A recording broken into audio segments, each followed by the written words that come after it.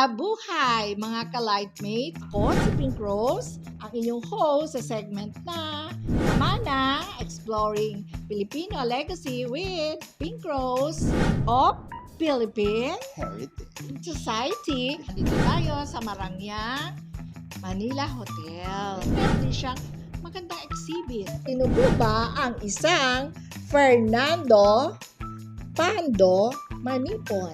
Ako ay isang leaf mosaic artist. Ang ginagamit sa aking sining ay mga dahon na tuyo, alat ng bawang at ng sibuyas. Ito yung ibang sining na tinatawag nilang leaf collage, mosaic collage. Sulyap sa kasaysayan. Ay isang exhibit na pinapakita ko ang kultura, buhat sa colonization ng mga Espanyol hanggang sa ngayon.